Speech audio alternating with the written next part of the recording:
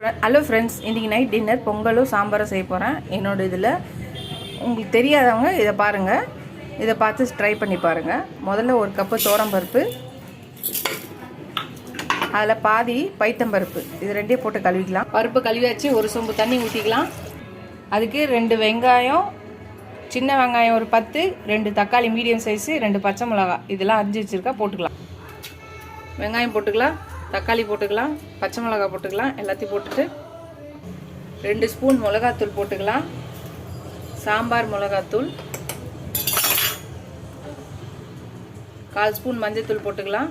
பூண்டு நசுக்கி வச்சுருக்கேன் ஒரு 5-6 பல், அதையே போட்டுக்கலாம்.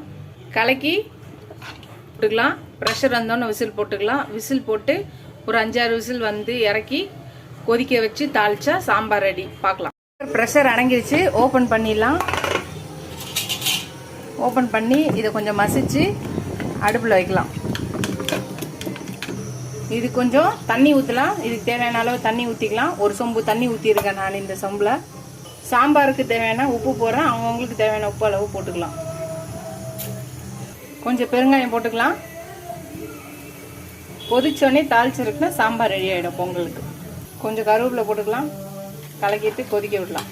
அது கொதிக்கிறதுக்குள்ளே தாளிச்சிக்கலாம். கடாயில் ஒரு 2 ஸ்பூன் எண்ணெய் ஊற்றி கடுகு, உளுந்து,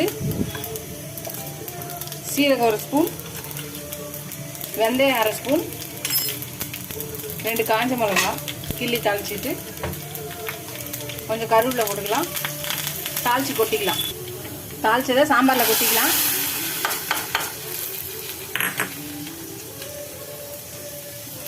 அவ்வளோதான், சாம்பார் ரெடி. இப்போ தான் சமையல் கற்றுக்கிற பிகினர்ஸ்க்கு, பேச்சுலர்ஸ்க்கு இந்த சாம்பார் ஈஸியாக சமைக்கலாம். Easy method. நீங்களும் ட்ரை பண்ணி பார்த்துட்டு எப்படி இருக்குன்னு சொல்லுங்கள். நல்லா இருந்துச்சுன்னா லைக் போடுங்க, கமெண்ட் பண்ணுங்கள். இந்த வீடியோ பிடிச்சிருந்துச்சுன்னா சப்ஸ்கிரைப் பண்ணாதவங்க சப்ஸ்கிரைப் பண்ணிட்டு பாருங்கள். ஃபுல் வீடியோ பாருங்கள், ஸ்கிப் பண்ணாத பாருங்கள். இதோட இந்த வீடியோ முடிச்சுக்கிறேன். அடுத்த வீடியோவில் பார்க்கலாம். பாய்.